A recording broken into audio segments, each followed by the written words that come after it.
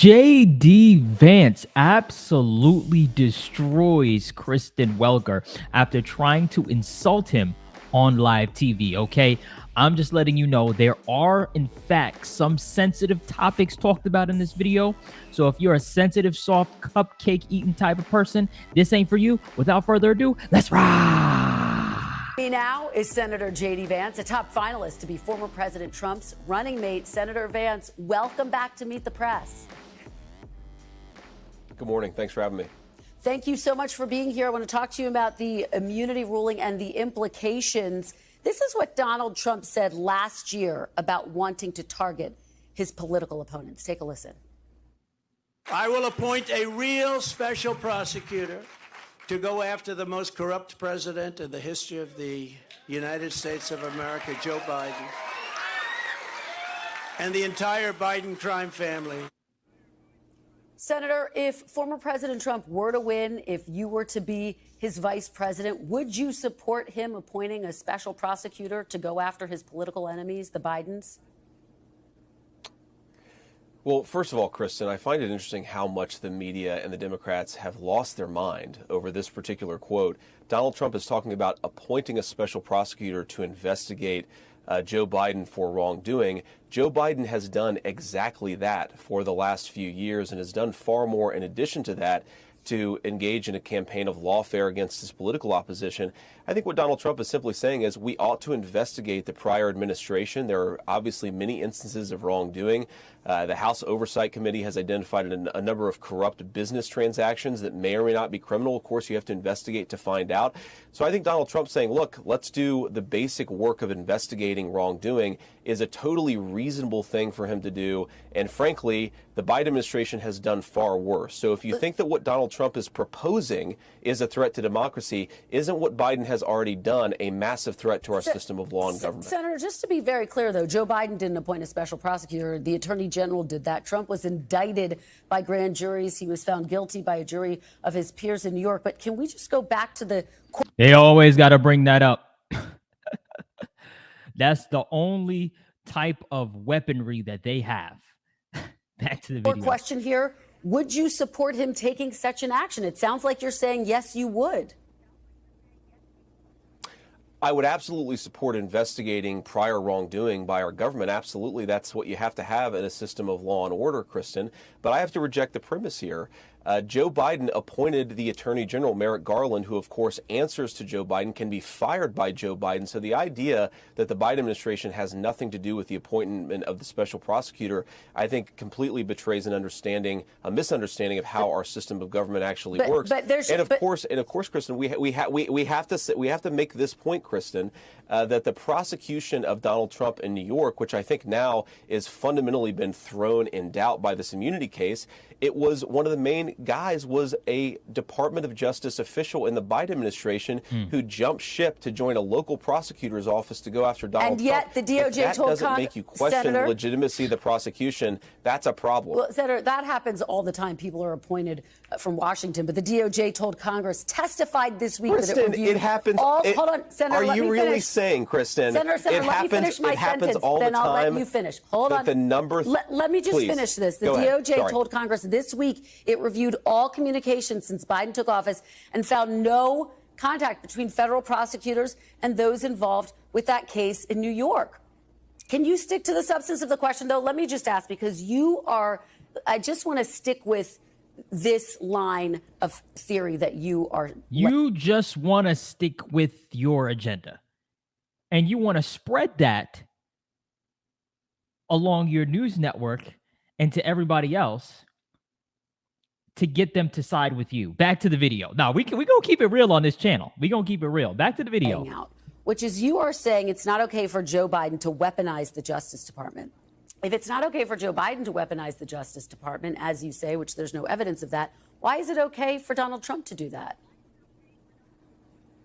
Well, Kristen, first of all, you said that it happens all the time, that the number 3 person in the Department of Justice jumps ship to join a local prosecutor's office to go after the president's political opponent. I don't think that's ever happened in the history of American democracy, and I don't think that we should legitimize it. Now, if Donald Trump's attorney general had his number 2 or his number 3 jump ship to a local prosecutor's office in Ohio or Wisconsin, and that person then went after Donald Trump's political opposition, that's a different conversation.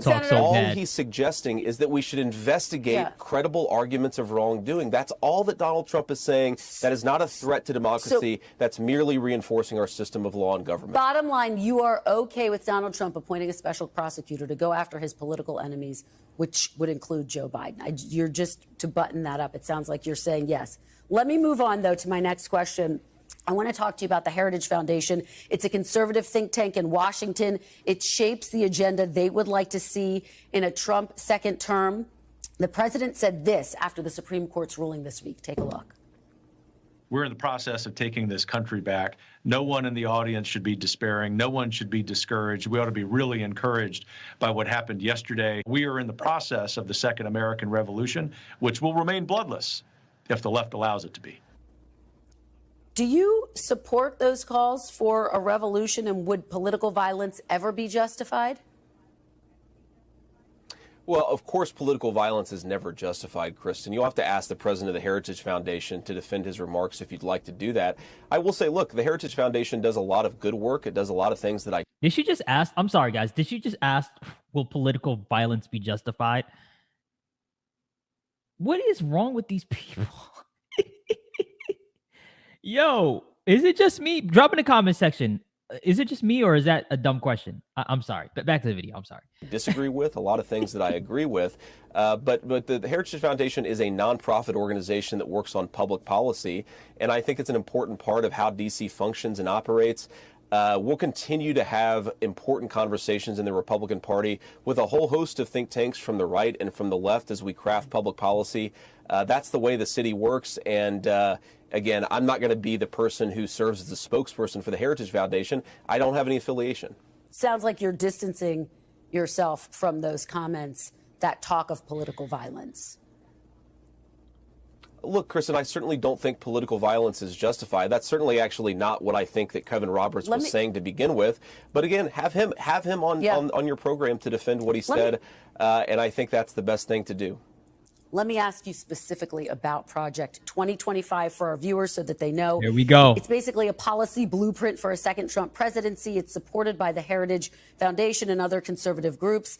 The Biden campaign has said Project 25, quote, should scare every single American. It would give Trump limitless power over our daily lives. Among the things they are calling for is reversing approval of the abortion pill, mifepristone. But Donald Trump says he supports access to that pill, actually. Do you support access to abortion medication as Donald Trump does? Well, Kristen, you asked about Project 2025, and I want to be clear here. That Trump explicitly has said his own transition team runs the Trump transition and will run the Trump administration. Again, you have a whole host of organizations, some of which have good ideas, some of which have bad ideas, and some of which have both. And I'm sure the Trump administration will talk to a lot of people as it's crafting an agenda to bring back American manufacturing jobs, to lower inflation, and to bring peace and prosperity back to the world. That's the whole reason why me and so many others are trying to reelect Donald Trump, is because the agenda actually worked. It was his agenda, and I think it'll work again for the American people. On the question of the abortion pill, not only that, JD, just real quick. It's what the American people needed. This is the main thing that I want you guys to get out of this campaign. Okay, I'm looking at the camera because this is very important, and I want to stay with me right now. Stay with me. The main thing that I have noticed, in my opinion, is the left going with the 2025 stuff, going with right to choice, going with all of this stuff. I'm not saying any of that doesn't matter. I'm not saying that at all. Where I'm a little bit, where I don't agree is they're forgetting about all the basic necessities. Where the right is going is, I can't pay my grocery bill. I can't pay my gas. I can't pay. I'm living check to check. My rent is due. I can't afford a home. Like, before we get to, it's called, what is it called? It's called, by the way, somebody comment, I think it's Maslow's hierarchy of needs. I think that's what it's called, right? And basically, it's a list of things that you can focus on. As a country, we need to focus on the basic necessities right now. We are not in a place where we could focus on that other stuff. Again, there's people that cannot, I want to say this clear, there's people that cannot afford their dang groceries.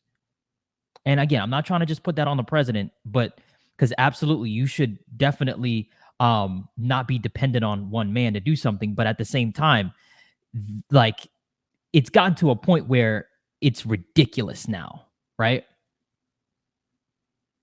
It's ridiculous now. Even for the middle class, that's where now, okay, yeah, if you didn't partake the last 4 years, you should partake now. Does that make sense to you guys? I just wanted to say that because that's very, very important. I wanted to get that out. Let me know you guys' opinion on that, and back to the video. Said is that, look, we certainly don't, the Supreme Court made a decision saying that the American people should have access to that medication. Donald Trump has supported that opinion. I support that opinion. I think it's important to say that we actually have to have an important conversation in this country about what our abortion. By the way, Donald Trump himself said he's pro-life. I just want to put that out there. Policy should be. Donald Trump is the pragmatic leader here. He's saying most abortion policy is going to be decided by the states. We want to make it easier and more affordable for young women and parents to have families to begin with. We want to lower housing costs, eliminate those surprise medical bills that so many families see after they have a baby. That's the Trump and Republican approach to this issue. Meanwhile, Joe Biden wants taxpayer-funded abortion up to the moment of birth. It's so crazy to me how the Democrats frame this as Republicans. Just let me finish, Kristen. They frame Democrats as being reasonable and pragmatic when in reality, Republicans are the one trying to find some common ground here. As you know, very few abortions take place later in pregnancy, and almost always because there is a medical emergency. I know Trump is trying to distance himself from Project 2025, but we have to point out that a number of people who are involved with it are former Trump officials, Ben Carson, Peter Navarro, Russ Vought, and others. But just to be clear, you support mifepristone being accessible. But it's not Trump, though. And Trump is the one running for president, genius. Genius. Open up your ears. Again, is it just me? Leave in the comment section below. Like, I'm sorry. Like, Kristen, come on. Back to the video. Yes, Kristen, I do. But again, on the Project 2025 issue, what the media and the Democrats are trying to do is attach its most unpopular elements to the Trump administration. It's a 900-page document. I guarantee there are things that Trump likes and dislikes about that 900-page document, but he is the person who will determine the agenda of the next administration. All he said very explicitly is, I am in charge of the next administration because I'm the person running for president. It's just important to make that clarification. Let me ask you something that caught our eye. This is something you wrote in the New York Times op-ed in 2017 about former President Barack Obama. You criticized his policies, but you also said, quote, "It is one of the great failures of recent political history that the Republican Party was too often unable to disconnect legitimate political disagreements from the fact that the president himself is an admirable man. For at a pivotal time in my life, Barack Obama gave me hope that a boy who grew up like me could still achieve the most important of my dreams. For that, you write, I will miss him. And the example he set, you wrote that just days before Donald Trump was inaugurated. Do you still consider Barack Obama to be an admirable man who you miss?" Well, you know, I grew up in a broken family, Kristen, and I just wanted to be a good husband and dad. And certainly Barack Obama, despite my many political disagreements with him, he's clearly a good husband and a father. By the way, I'd say the same thing about Donald Trump, whose children love him. And I think this is one of the things the media often misses about Trump is how genuinely devoted he is to his family, to his grandchildren, and how part of his pro-life messaging, his fundamental pro-life view, is that we ought to make it easier for more American families to have those thriving children and thriving families. So certainly I think we've been blessed with a lot of good examples across our country. And yeah, absolutely. Was Barack Obama a good president? No. Was he a good husband and father? Yes. So he's still an admirable man? That's just what I said, Kristen. Absolutely. All right. I have to ask you about Veep stakes. Of course, have you gotten the call from Donald Trump? Has he asked you to be his running mate? I have not gotten the call, Kristen, and I'll certainly. Obviously, he got the call. Obviously, this video is a bit older for those folks that say, "Oh, this video is old." Like, he got the call, right? So, but certainly, maybe not the first person that I'd let know if that happened, but we'll let the media know if I ever get that call. But most importantly, Kristen, we're just trying to work to elect Donald Trump. Whoever his vice president is, he's got a lot of good people he could choose from. It's the policies that worked and the leadership style that worked for the American people. I think we have to bring that back to the White House, and I'm fighting to try to do that. Well, here we are about a week before the Republican convention. All right. So let me say my opinion, because they're talking about the convention, which the convention already happened. So, and we saw that, right? Definitely, Kamala just had her thing, by the way.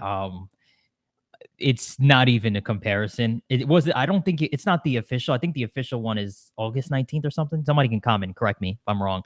The Democratic one. But anyway, all right, guys. So I just want to voice my opinion on this. So personally, me, typical leftist behavior for sure, right? Typical leftist behavior.